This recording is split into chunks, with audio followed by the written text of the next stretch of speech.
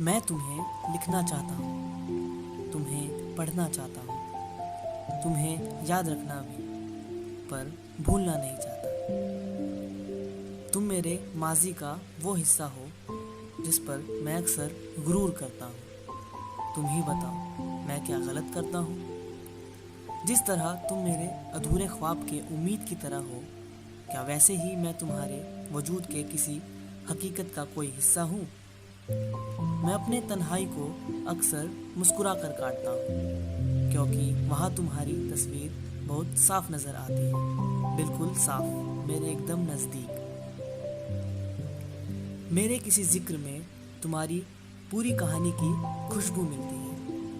क्या तुम्हारे किसी बात में मेरा कोई हिस्सा नहीं, अच्छा या बुरा ही सही?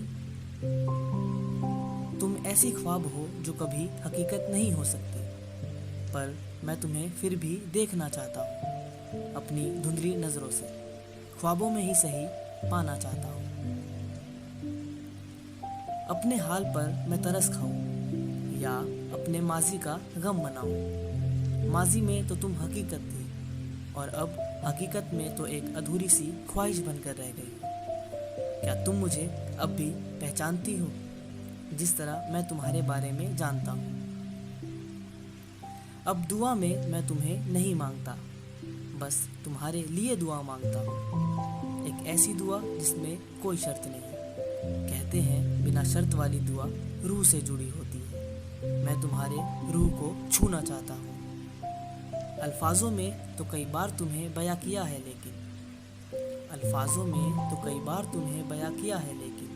मैं तुम्हें अल्फाज बनाकर तुम्हें पढ़ना चाहता हूँ। मोहब्बत तो कहीं खो चुकी है शायद, बस याद ही मुझे तुमसे जोड़े रखती है। अब मेरी याद भी कहीं पीछे छूट रही है। न जाने फिर भी क्यों मैं आगे नहीं बढ़ पा रहा हूँ। ये कैसी तेरी कफस में हूँ, न कैद हूँ और ना ही आज़ाद हो पा रहा हूँ। मुझे तुम्हारे इश्क से कोई एहतिजाज नहीं, मेरा जिस्म तेरी कुर्बत का मोहताज नहीं। नफ़रतों के दौर में भी कहीं तो मोहब्बत होगी। मैं तुमसे तो यकीनन नाराज़ नहीं, नाराज़गी तुमसे हो भी कैसे, मैं आम और तुम इतनी खास जो सही। राह तो कहीं खो सी गई है शायद,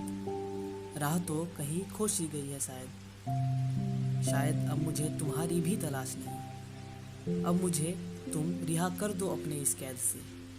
इस कैद में मेरा दम सा घुटता है। मैं तुमसे एक आखिरी बार मिलकर तुमसे नहीं मिलना चाहता हूँ।